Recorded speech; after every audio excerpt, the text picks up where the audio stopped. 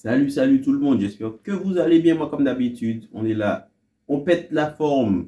Alors on entre directement dans le vif du sujet, puisque j'ai déjà au moins un jour et demi de retard, puisque mon emploi du temps ne me le permettait pas. Alors on va revoir aujourd'hui, ensemble, le troisième épisode de la saison 2024 de koh c'est-à-dire les chasseurs d'immunité. Alors, comment moi j'ai trouvé cet épisode-là? J'ai trouvé cet épisode-là très très intéressant. Quoi? Qu'est-ce qu'il y a? Obligé de rentrer la petite, sinon elle va miauler pendant toute la vidéo. Alors, qu'est-ce que je disais? Comment moi j'ai trouvé l'épisode? Moi j'ai trouvé l'épisode franchement super intéressant à plusieurs, comment dire ça, à plusieurs raisons près. Le dénouement, je ne l'ai pas forcément aimé, mais il y a un peu de logique dans ce dénouement, je dirais. Donc on va commencer par le début. Alors, là on s'était arrêté la dernière fois, c'était sur l'élimination de... J'ai vraiment un problème avec les noms. Hein. Comment elle s'appelait? C'était Alicia, je crois. Je crois que c'était Alicia. Un truc comme ça. Je crois que c'était ça. Son élimination, moi, comme je vous avais dit, je la kiffais pas forcément trop. Donc, l'élimination, elle était logique selon moi. Elle n'apportait quasiment rien sur le camp des rouges. Et sportivement, elle n'amenait rien non plus. Donc, on s'est retrouvé justement au lendemain de cette élimination-là. Avec toutes les langues qui se sont déliées, tout le monde qui a parlé sur le camp pour pouvoir mettre les choses au clair. Léa qui a soulevé quelque chose de très intéressant selon moi, puisqu'elle a posé la question aux rouges, à savoir comment eux, ils avaient décidé de voter pour les conseils. Est-ce que c'est voter au plus méritant ou par rapport à d'autres raisons? Et ils n'étaient pas trop d'accord sur les raisons. Moi, je donne plutôt du crédit à la façon de penser de Léa. C'est-à-dire, on élimine celui qui est le moins méritant sur les épreuves sportives, puisque jusqu'à preuve du contraire, nous sommes dans une émission une émission de survie où il faut qu'on fasse ses preuves sur les épreuves, justement, et il faut qu'on puisse tirer son équipe vers le haut le plus longtemps que possible. Bien sûr, ce que je dis, c'est à prendre avec des pincettes, puisqu'il y a toujours des cas particuliers, des situations particulières. Mais selon moi, ma façon de voir les choses, c'est jusqu'à la réunification, essayer de garder ceux qui peuvent apporter le plus dans le jeu. Premièrement, physiquement, parce que c'est grâce à ceux qui sont les meilleurs physiquement que tu peux gagner des épreuves de confort pour pouvoir améliorer les situations sur le camp, mais aussi les épreuves d'immunité, hein, pour pouvoir mettre l'équipe adverse à mal et ne pas trop se retrouver au conseil pour éliminer des gens.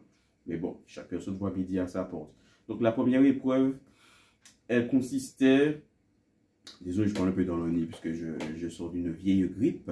La première épreuve, elle consistait en une épreuve mythique, hein, c'était l'épreuve des bambous, où chaque candidat est placé dans un cercle à ne pas dépasser, un cercle délimité par je ne sais pas si c'est un cerceau ou quoi, au sol.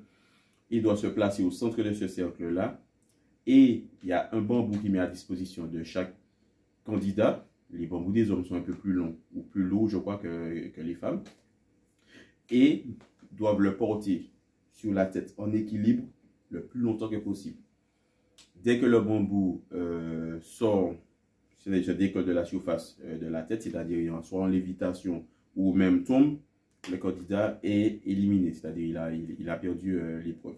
Et donc c'est à cette épreuve-là que les deux équipes devaient se départager tout en sachant que le vainqueur pouvait offrir le confort à son équipe, enfin la victoire à son équipe, pouvait justement gagner un indice sur un possible collier d'immunité caché sous le camp, mais chose très on va dire stressante, c'est que les deux moins bons de l'équipe perdante se retrouvaient à devoir tout de suite après l'épreuve s'affronter sur une énième épreuve pour savoir qui est-ce qui allait être éliminé tout de suite là à la fin de cette épreuve. Donc c'est souvent quelque chose qui arrive dans koh, mais ce sont des épreuves qui sont souvent stressantes parce que là il n'y a plus la place à la stratégie, à la réflexion, à je vais voter contre qui et ci et ça. Si tu n'es pas bon, tu n'as pas été bon, tu te retrouves directement sur la sellette. Et dès que tu as lâché ton bambou, tu espères vraiment que c'est ton équipe qui va gagner parce que sinon tu comprends que tu es très vite dans la mouise. Et à ce petit jeu-là, les deux candidats qui ont été, parce qu'on ne va pas faire durer le suspense, ce sont les rouges qui ont gagné en la personne de Ricky, qui a tenu justement le plus longtemps. Et les deux personnes qui se sont retrouvées sur la sellette chez les jaunes sont Amri et Nathalie. Et ils devaient se départager sur l'épreuve du labyrinthe. C'est-à-dire qu'on se retrouve, le candidat se retrouve derrière une barrière faite de bambou avec devant lui, c'est-à-dire aux yeux du téléspectateur et des autres, un labyrinthe avec une clé, un point d'entrée et un point de sortie. Et à l'aveugle, puisqu'on se retrouve derrière le labyrinthe, nous, on ne voit pas, on est obligé de progresser à travers les bambous avec ses bras pour essayer de faire la clé, suivre justement le labyrinthe pour pouvoir trouver la sortie. À ce petit jeu-là, c'est Amri qui l'a remporté et justement Nathalie a été éliminée. Nathalie, franchement, elle peut s'en vouloir sur le coup parce qu'elle était à ça. Je vous dis ça, mais vraiment à ça de remporter la victoire. Elle était à quelques centimètres de la victoire. Et elle a senti que ce n'était pas le bon chemin. Elle a rebroussé chemin. Grosse erreur. Ça lui a coûté la victoire. Et bien sûr, l'élimination. Je trouve l'élimination qui ne s'est pas faite forcément dans les pleurs et tout ce qui s'en suit. J'avais plutôt l'impression que les jeunes, ils en avaient rien à foutre que ce soit elle qui parte. Au contraire, ils s'étaient soulagés. Je n'ai pas vu de gens qui étaient vraiment touchés par le départ de Nathalie. Ensuite, de retour sur le camp, hein, voilà, tout le monde y va un peu de sa réflexion. Il y a la vie qui continue sur le camp avant la possible épreuve d'immunité du lendemain, où il y a quelque chose d'important qui s'est passé. Ricky, comme c'est lui qui a gagné l'épreuve, donc il a pu récupérer un indice sur la balise et en allant s'isoler dans la forêt, il a pu lire le message qu'il y avait dedans et en fait ça expliquait que lors de la prochaine épreuve, donc on comprend tous, la prochaine épreuve c'est l'épreuve d'immunité, il y aura un indice pour son collier qui sera caché sous les lieux de l'épreuve. Et en lisant le petit papier, ça lui explique que l'indice pour qu'il puisse savoir où est caché le collier est situé dans l'énigme, justement, on voit l'énigme que les candidats ils récupèrent quand il y a la bouteille qui est lancée à la mer pour annoncer le début d'une épreuve, qu'il fallait qu'ils soient attentifs à la lecture de la prochaine énigme pour avoir un énième indice pour savoir où se situerait le collier sur l'épreuve justement d'immunité qu'il allait devoir faire avec son équipe.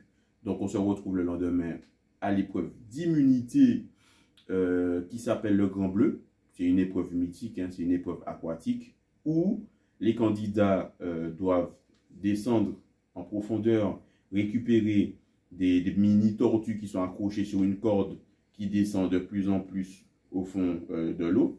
Donc, la première tortue est placée à 1,50 m, je crois, de profondeur. Et la toute dernière, elle est placée à 14 mètres de profondeur. Donc, voilà, comme vous l'aurez compris, c'est une épreuve qui est faite pour ceux qui sont vraiment à l'aise dans l'eau, pour pouvoir les mettre en valeur. Et ceux qui ont beaucoup d'abnégation, puisque descendre jusqu'à 14 mètres de profondeur, moi je trouve que c'est vraiment, voilà, pas un exploit, mais pas loin. Et donc chaque équipe pouvait s'organiser pour savoir qui est-ce qui passait avant qui. La seule interdiction, c'était que une même personne ne peut pas passer 2 fois d'affilée. Donc à ce petit jeu-là, je trouve que les rouges étaient quand même mieux armés que les jaunes, puisque dans leur camp, il y avait 2 nageuses professionnelles, on va dire. Megan qui a fait de la compétition et aussi Léa, la petite nouvelle qui était arrivée, qui est justement pompier, mais aussi qui était nageuse professionnelle. Et en face, je vois qu'il y avait une seule qui était nageuse, pas professionnelle, mais très bonne nageuse, c'était Océane. Donc, à travers justement cette épreuve-là, on avait les forces et les faiblesses de tout un chacun. Ricky, lui, l'a profité pour pouvoir récupérer son collier qui était caché dans la bannière des rouges sur l'épreuve. Il a récupéré à l'abri aux yeux de tous. Franchement, il a fait ça de façon mastermind, superbement bien fait. Mais pour pouvoir revenir à l'épreuve, sur le moment, William, il a ralenti ses coéquipiers. William, il est chez les jeunes, chez les Kadassi. C'est le jeune, enfin le jeune, bon, il est jeune, hein. Voilà, s'il participe à Koh Lanta, c'est que dans sa tête, il est jeune, mais on va dire le doyen de l'aventure, celui qui était arrivé en même temps que Léa. il y a un épisode de cela. Il avait été choisi par les jeunes pour sa science et son expérience en tant que professionnel de survie pour les rejoindre sur le camp. Lui, il les a ralentis dans l'eau, puisqu'il a stagné un moment sur l'eau et ça les a fait perdre quelques secondes. Et on a vu qu'à la fin, puisque ce sont les rouges qui ont gagné, ces secondes-là ont été fatales parce que c'est ça qui a permis justement à Léa, d'ailleurs, franchement, masterclass de Léa qui est descendue à 14 mètres de profondeur, aller récupérer la mini tortue pour remonter. Donc elle est descendue en apnée et elle est remontée en apnée. Donc elle n'a pas fait 14 mètres seulement, elle a fait 28 mètres en descendant 14, en remontant 14, en s'aidant de la corde pour pouvoir remonter et donner la victoire à son équipe. Moi qui suis pour les jeunes, j'ai trouvé franchement que c'était une masterclass des rouges quand même. Ils ont été très très réactifs, très ordonnés, très disciplinés, là où les jeunes ont été voilà, un peu plus désordonnés et ça ne pardonne pas. Voilà, il n'y a pas de place à peu près dans la compétition. Et voilà, c'est les jeunes qui se sont retrouvés à devoir réfléchir, à savoir qui est-ce qu'ils allaient éliminer. Alors, il y a plusieurs noms qui ressortaient sur le camp pendant la journée. Il y avait Léa, Pauline et surtout William. Puisqu'en fait, ils lui ont reproché le fait de ne pas leur avoir vraiment dit qu'il ne savait pas bien nager. Parce qu'ils comptaient vraiment sur lui. Et de ce que j'ai compris, ils auraient dû il aurait dû mieux leur expliquer ça. Parce qu'il leur a laissé croire visiblement qu'il savait bien nager. Et il les a ralentis. Donc, ils l'ont pas dit directement, mais tu sens qu'ils lui en veulent et qu'ils mettent directement la défaite sur son dos. Donc, lui qui se sent menacé par la recherche d'un collier dans la forêt qu'il ne trouvera pas. Pauline aussi se sent en danger dans la forêt à la recherche d'un collier.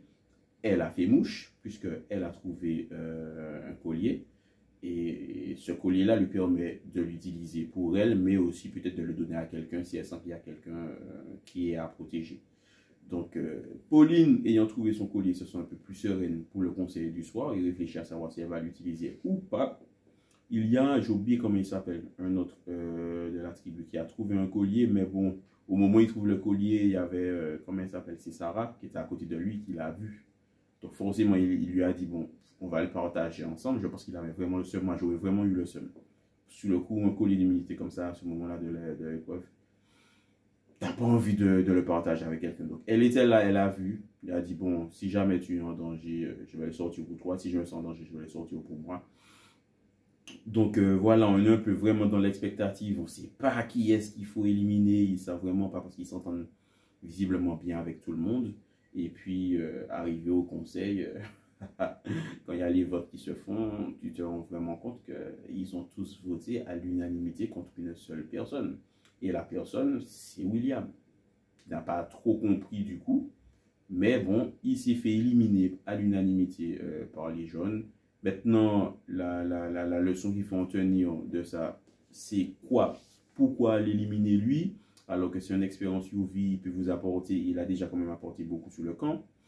La veille, c'est vrai que j'ai oublié de le dire, quand il y a eu l'épreuve des bambous, c'est le dernier jaune qui est resté dans les starting blocks, je dirais. Il est resté debout, c'était le last man standing, là où eux tous, ils ont lâché les bambous, ils sont tombés comme des mouches l'un après l'autre. Et l'espoir reposait sur lui seulement, qui était face à 3 jeunes gaillards des rouges. Finalement, il n'a pas pu résister, il a perdu. Et franchement, il a déjà prouvé qu'il peut faire des choses sur les épreuves. L'épisode précédent, cet épisode-là aussi, il y a eu quelque chose, on va dire un couac lors de l'épreuve aquatique. Et c'est là où je dis que bon, le mérite sportif, ça vaut ce que ça vaut, mais il y a toujours des particularités. Là, excusez-moi, l'épreuve précédente, vous n'avez pas représenté du tout. C'est le seul qui a essayé de vous sauver, qui est resté là, qui a tenu. Pour le petit couac qu'il y a eu lors de l'épreuve aquatique, vous décidez de tout lui mettre sur le dos et de l'éliminer pour ça. Enfin, pas que pour ça, parce que visiblement, c'est quelqu'un qui aime bien étaler sa science et parler de son expérience, ce que lui, puisque le petit jeune qui a 21 ans, j'ai oublié comment il s'appelle, il a dit qu'il y a une partie, moi j'étais explosé de rire quand j'ai entendu ça, il y a une partie William et à l'autre partie Will I am, dans le sens moi je. Donc peut-être que ça devait aussi agacer sur le camp, je ne sais pas, mais pour moi c'est pas une raison valable pour pas éliminer le gars. Il y a plein d'autres personnes auxquelles on aurait pu voter pour éliminer avant lui, D'autant plus qu'il y a certaines épreuves mythiques qui ne sont pas encore passées, telles que l'épreuve des radeaux. Lui, avec le charpentier des jeunes, ils auraient très bien pu construire un navire de guerre pour leur permettre de remporter la victoire. C'est des petits trucs à quoi je pense sur le coup là. Se dire que c'était pas forcément malin d'éliminer William maintenant. Parce que physiquement, il a montré qu'il était présent, mais aussi dans la vie du camp, il a montré qu'il était présent. Mais vous savez tous, comme dit le proverbe, quand on veut se débarrasser de son chien, on dit qu'il a la rage. Et j'avais vraiment l'impression que c'était ça. Il fallait trouver une raison pour pouvoir l'éliminer, puisqu'il ne faut pas oublier, c'est le dernier arrivé dans l'équipe. Il est arrivé après les autres. Au moment où il arrive, il y a peut-être 2 ou 3 jours qui sont déjà écoulés. Peut-être que ça, c'est cette personne qui a créé une certaine cohésion. Parce que l'homme est un animal social, donc il faut tisser les liens. Et en général, quand tu arrives en dernier dans un groupe, c'est plus compliqué pour toi. Tu dois faire tes preuves encore 2 fois plus que les autres. Et on l'a vu aussi chez les Rouges, avec Léa, qui dès le début, quand elle est arrivée, elle a eu l'animosité des filles tout de suite, même si elle s'en est pas rendu compte, mais nous en off, on le voyait, la façon dont les filles parlaient d'elle et tout. Parce que c'est un truc que j'ai jamais compris avec les femmes, toujours dans une compétition malsaine entre elles, et vas-y que ça fait des commérages, et vas-y que ça dit des bêtises ici, et ça, t'as l'impression que tu as vraiment envie d'écraser l'autre alors que tu connais même pas encore l'autre. Quand je vois Megan, qui a été l'une des premières des Rouges à lâcher son bambou, elle n'a pas tenu longtemps. Quand finalement Léa, quelques secondes, quelques minutes après, elle lâche son bambou, quelle qu'elle soit comme réflexion. Ah ouais, l'autre, elle est arrivée il n'y a pas si longtemps, elle lâche déjà son bambou. Franchement, c'est du n'importe quoi. Mais toi, t'as fait quoi justement? C'était dur, hein? T'as pas réussi. Tu dis qu'elle est plus fraîche. Bambou, c'est une question de concentration et d'équilibre. Si des fois, tu n'es pas fait pour ça, tu n'es pas fait pour ça. Donc, moi, cette expression-là, cette réflexion-là, je ne l'ai pas forcément aimée. Quand elle a dit sur le camp, ouais, Léa, elle est arrivée en disant qu'elle était fraîche physiquement ici et ça. Ça s'est pas vu sur les bambous. Elle a lâché parmi les premières. Moi, je trouve que c'est du n'importe quoi. Mais meuf, toi aussi, tu as lâché parmi les premières. Donc, tu fais profil bas, tu fermes ta bouche et puis voilà. Moi, c'est quelque chose que j'ai jamais compris. C'est quelque chose que je n'aime pas. C'est quelque chose que je n'aime pas. Partout, des fois, tu as beaucoup de femmes qui sont rassemblées. Il y a toujours ça. Et il y a toujours ça, en fait. Donc, moi, j'aurais bien aimé, c'était un petit aparté, que les femmes jeunes qui auront ces vidéos-là puissent m'expliquer si elles-mêmes, elles ont une explication. Ou peut-être qu'elles-mêmes, elles n'auront pas d'explication parce qu'elles ne savent pas pourquoi elles sont comme ça entre elles. Mais franchement, des fois, ça me saoule. Vraiment, ça me saoule. Donc, l'élimination de William m'a saoulé, mais comme vous avez vu à travers toutes ces explications-là, il y a certaines raisons qui font que il y a une certaine logique dans ça. Si on suit, comme j'ai dit, le côté social, les liens tissés, tout ce qui s'ensuit, mais à part ça, pour moi, c'est de l'ingratitude. Pour tout ce qu'il a emmené sur le camp, si peu de temps, il a essayé de représenter dans les épreuves, et il a souvent été en avant dans les épreuves. Pour un petit couac, vous décidez de lui couper la tête, franchement, même si je supporte les jeunes, je sens qu'ils vont le regretter dans les prochaines épreuves. Enfin bref, c'était tout ce que j'avais à dire sur la review de cet épisode. Je lui donne peut-être quand même une note inférieure à l'épisode précédent. J'avais donné 10 sur 10 à l'autre. Celui-ci, je vais lui donner 9 sur 10. Voilà, parce qu'il y a des petits trucs qui m'ont fait chier dedans, clairement. Donc c'est pour ça. Mais sinon, Koh-Lanta, toujours au rendez-vous, toujours pressant. Vous, en commentaire, n'hésitez pas à venir me dire ce que vous avez pensé de l'épisode. Si vous êtes d'accord avec moi, si vous n'êtes pas d'accord avec moi, on peut toujours justement discuter. N'hésitez pas à liker, à partager la vidéo. Moi, je vous dis à la prochaine. C'était K.O. Peace.